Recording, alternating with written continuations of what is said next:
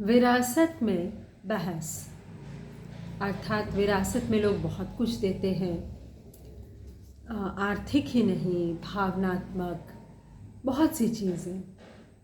और विरासत में देना किसी को एक बहस, जैसे तमाम तरह की इस बहस में आप तमाम तरह के विमर्श को शामिल कर सकते हैं। बंटवारे के बाद एक देश के पास आज़ाद होते समय भी एक बहस विरासत में मिलती है।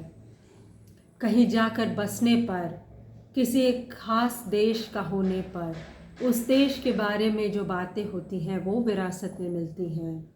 और कई बार इस तरह की बहुत सी बहसें आप पर थोपी ला दी जाती हैं। तो इन तमाम चीज़ों को लेकर, इन तमाम राजनीतियों पक्षपातों को लेकर एक कविता है जो प्रवासी हो भी सकती है, नहीं भी हो सकती है। आप बिल्कुल इसको देश में घटित देख सकते हैं, दिल्ली बिहार के बीच के इमिग्रेशन माइग्रेशन में देख सकते हैं, और तमाम चीज़ें यहाँ से वहाँ का होना, और उससे बहुत इतर केवल एक परिवार का होने से अथवा केवल एक जाति का होने से। जाति तो इतनी बड़ी बहस है कि मतलब पार पाना मुश्किल है। हम ये सोचते थे कि जाति ऊपरी चीज़ है, लेकिन इतनी बहस उस पे है। तो विरासत में बहस, विरासत में देना किसी को एक ऐसी बहस कि समस्याएं खड़ी हों केवल उससे।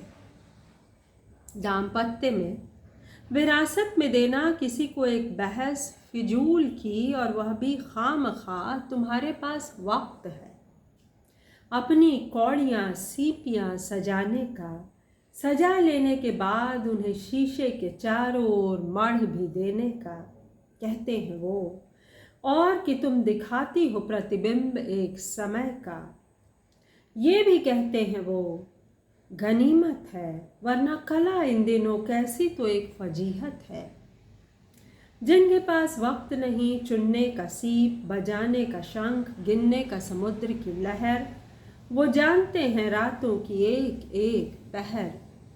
सुन लेते हैं समुद्री गर्जन घनघोर शांत दिनों में दूर से। जिनके पास दृष्टि नहीं भेदने को समुद्र की प्लावित समतल सतह, उनकी बहस कहीं और उलझी है संभवतः किनारों की भीड़ में। अर्थात हम समय को नापते तोलते हैं किसी न किसी प्रकार से कला में। कला अपने समय का एक बिंब गढ़ती है, एक प्रतिबिंब गढ़ती है, और कलाकार पर उठने वाली उंगलियों की ओर उठी हुई बातें हैं कि वो ये कहते हैं कि तुम्हारे पास वक्त है, समुद्र की एक एक लहर गिन रही हो, पहले गिरमिट या फिर ये फिर वो कहने को कहा जा सकता है। प्रवासी साहित्य कैसे बदला अभिमन्यु अनंत के बाद से, तो तमाम चीज़ें। और ये कि इसमें किसे इतना व्यवस्थित होने में किसकी दिलचस्पी है। हम तो एक विमर्श बनने ही नहीं देते, मतलब आम दुनिया में ज़िंदगी में बातें जो हैं वो ये अपेक्षा होती है कि सब सहमति हो, और नहीं तो बहस ही हो जाती है। तो आशा है पसंद आई मेरी कविता, और सुनने के लिए हमेशा की तरह धन्यवाद। लाइक और सब्सक्राइब करें। और ये कविता मेरे इस संग्रह ओसिल सुबह से है, जिसे आप चौथा या पांचवा मेरा संग्रह कह सकते हैं। और अभी इस पर बड़ी एक धाकड़ चर्चा हुई थी तो परिवर्तन साहित्य मंच तेज प्रताप जी के मंच पर, तो आप ये मंगवा भी सकते हैं दोस्तों। धनतेरस दिवाली की शुभकामनाएं।